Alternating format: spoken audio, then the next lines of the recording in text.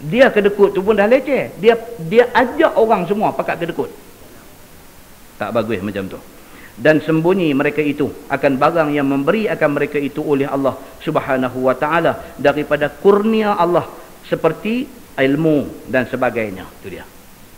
Allah bagi dekat dia ilmu. Sembunyi ilmu. Tak mau nak kembangkan ilmu. Tak mau nak sebarkan ilmu. Tak mau nak share ilmu dia dengan orang. Dia menyembunyikan ilmu yang ada kat dia. Kata, oh dia ni alim, kata. Tapi tak pernah mengajar siapa. Dia menyembunyikan ilmu. Ataupun ayat ni merujuk kepada kes orang-orang Yahudi. Yang mana orang-orang Yahudi ni, mereka ni menyembunyikan ilmu tentang Nabi Muhammad sallallahu alaihi wasallam. Yahudi, dia baca kitab Taurat. Dalam kitab Taurat dah cerita dah tentang kedatangan Nabi Muhammad sallallahu alaihi wasallam, bahkan menceritakan detail rupa Nabi. Nabi ni hak nak main akhir zaman ni, nama dia Muhammad, rupa dia macam mana, rambut dia macam mana, badan dia macam mana, semua ada cerita. Depa tutup cerita ni, depa kata tak ada dah Nabi yang kata Muhammad ni, tak ada dah, depa kata. Depa menyembunyikan ilmu tentang Muhammad dan menyembunyikan zakat harta dan sebagainya. Tak mau keluar zakat. Bagi mereka itu azab yang amat sangat, iaitu orang-orang Yahudi kena azab pedih. Wa a'tadna lil kafirina azaban muhina. Dan kami, yakni Allah Subhanahu wa taala, sedia bagi segala orang kafir itu azab yang sangat hina. Itu dia Tuhan kata. Orang yang macam ni kami akan bagi azab dekat depa. Azab yang macam mana? Muhina. Muhina maksudnya yang cukup menghinakan. Macam mana? Wallahu a'lam. Sana tengok, sana akhirat esok kita tengok macam mana.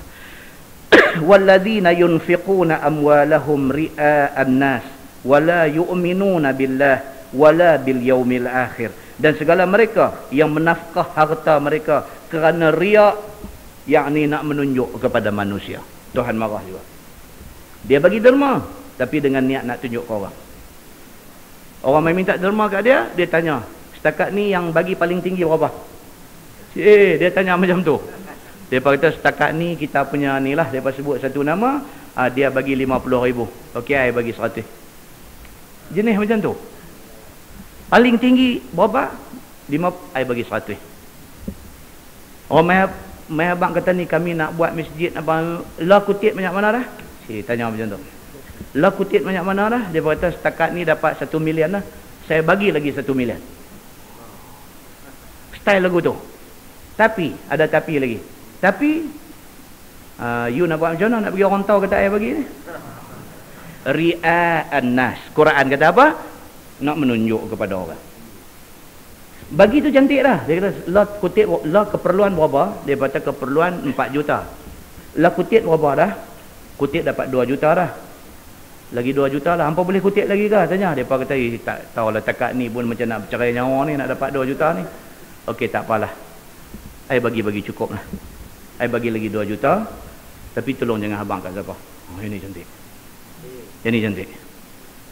Tak apa, saya bagi lagi 2. Dia sebut 2 je. Juta tu bagi dia tak ada apa-apa. Dapat dah berapa? 2 juta. Tak apa, saya bagi lagi 2. Sampai kawan dengar ni, sekali dia buat bagi RM20 ke, dia bagi RM2 ke. Saya bagi lagi 2 je. 2 apa? Ni 2 juta lah dia kata. Allah terima kasih. Tapi you make sure jangan beritahu kat orang. Beritahu kat orang, saya tak jadi bagi.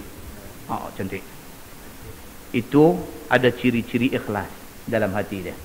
Kan? Ni yang Quran kata ni. Dia kata wallazina yunfiquna amwalahum ri'a'an nas. Dan orang-orang yang menafkahkan harta mereka ke jalan Allah ni kerana nak riak, yakni nak memberi lihat kepada manusia, dan tiada beriman mereka itu dengan Allah, dan tiada beriman mereka itu dengan hari akhirat, bagi mereka itu azab yang amat sangat. Itu dia.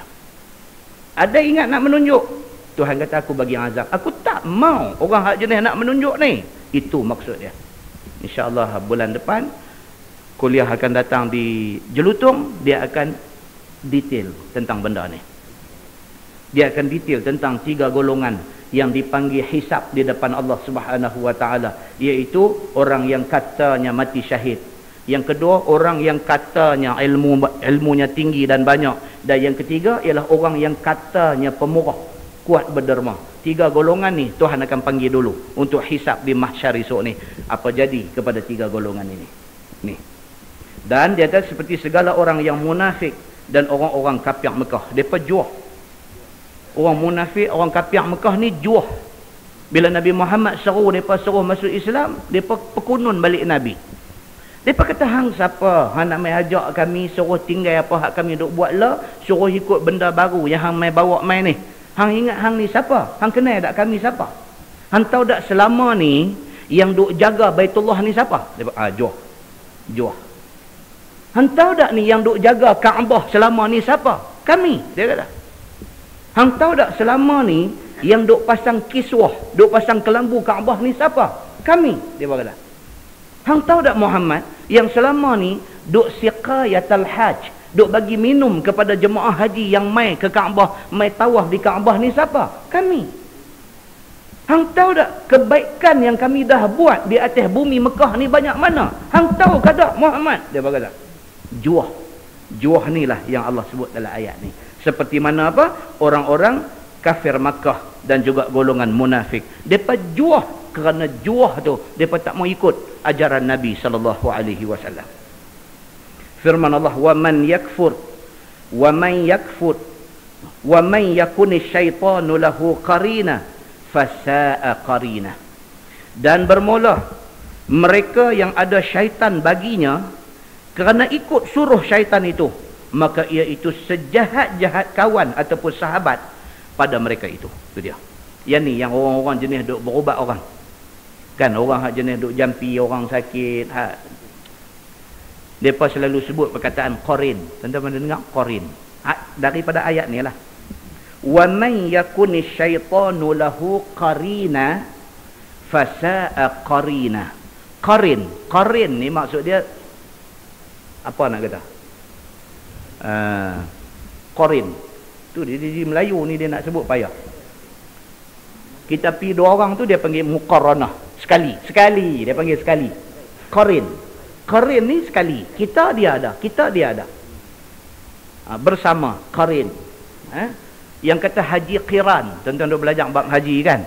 Dia ada haji ifrad, dia ada haji tamattu', dia ada haji qiran. Qiran ni qarin ni lah. Maksud dia apa? Bila kata haji qiran ni, dalam haji dia tu umrah sekali. Dia tawaf tu, itulah tawaf untuk haji, itulah tawaf untuk umrah. Dia sa'i tu, itulah sa'i untuk haji, itulah sa'i untuk umrah. Jadi benda tu dibuat secara qiran. Sekali jalan untuk 2, untuk haji dan untuk umrah. Dalam Quran dia kata, wa man yakuni syaitanu lahu qarina fasa'a qarina. Dan bermula mereka yang ada syaitan baginya, kerana ikut dia akan suruh syaitan itu, maka itulah sejahat-jahat qarin, sejahat-jahat kawan bagi dia.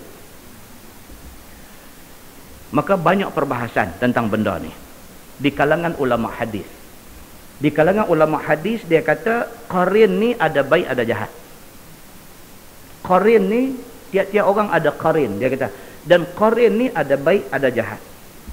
Tapi berdasarkan kepada banyak-banyak riwayat hadis yang ada, qarin ni lebih cenderung kepada jahat.